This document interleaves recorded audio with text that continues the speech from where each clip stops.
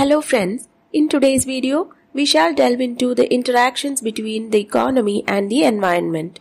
What do we mean by economy and environment?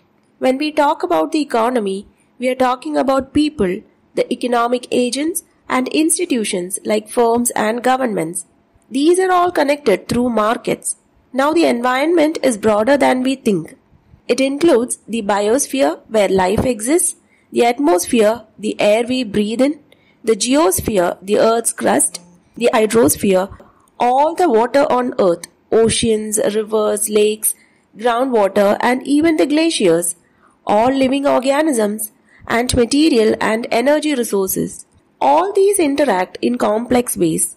For example, when we burn fossil fuels to generate electricity, we extract non-renewable resources from the geosphere and release harmful gases like carbon dioxide and sulfur dioxide into the atmosphere. That one action affects the biosphere, the air, and even human health and productivity. Similarly, we extract metals like iron from the geosphere to make products we use in our daily lives. But once these items become waste, they often end up polluting our hydrosphere as toxic substances leak into rivers, lakes, or even groundwater. Throughout this whole process, harmful emissions are also released into the atmosphere, affecting humans and other living beings. That is the biosphere, showing how one activity can impact all four spheres of the earth.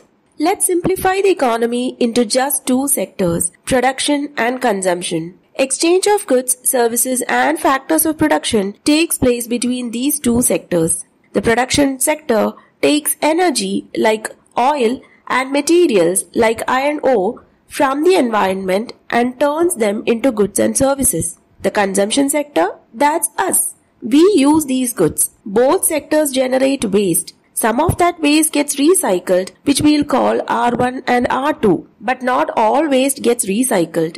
And this is where the environment comes in. The environment performs three major roles: supplier of resources, waste sink, and provider of amenity. Supplier of resources, which is represented as E1. The environment gives us raw materials and energy like oil, coal, wood, and metals.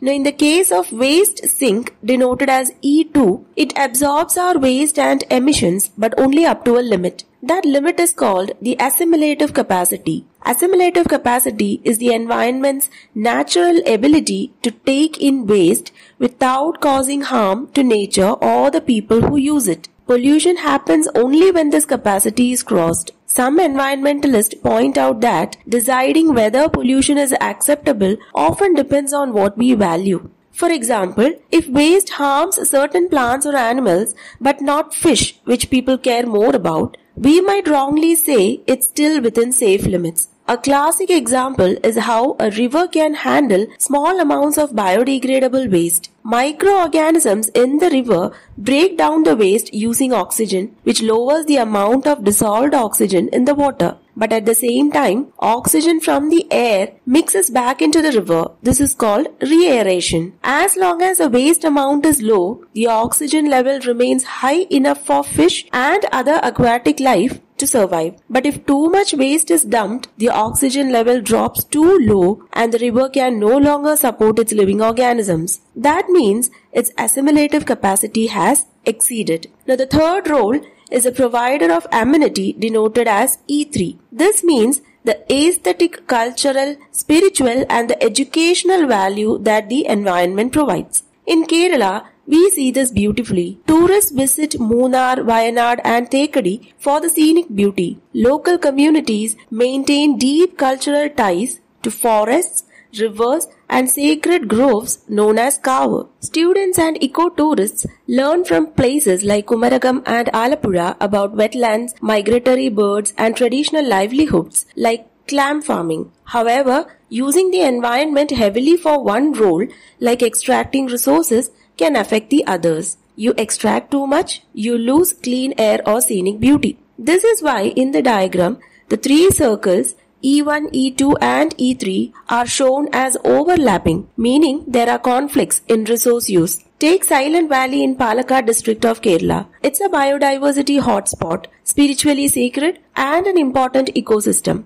Back in the 70s and 80s, there was a plan to build a hydroelectric dam there. That would have fulfilled E1, that is generating electricity. But it would have also destroyed forest and rare species, displaced the tribal communities, led to soil erosion and river degradation affecting E2, and reduced spiritual and amenity value affecting E3. Thanks to the massive protests and awareness campaigns, the dam plan was dropped, and in 1984, Silent Valley was declared a national park, a perfect example of how conflicts arise when we overuse environmental roles. Here's the economics of it. Environment is a scarce resource and demands on it are rising. There are two types of scarcity, absolute scarcity and relative scarcity. Absolute scarcity happens when the total demand, say for clean air, water, raw materials, exceeds what Earth can provide. It is like hitting the wall. No matter how smart we manage things, there just isn't enough resources. Now, relative scarcity is more about conflicting uses, like a river being used for fishing and waste disposal. Here, economists say, let's assign proper prices, or what we call it shadow prices, to reflect real environmental costs, and maybe we can manage it. And then there's E4, which refers to global life support systems that keep life on Earth going. That includes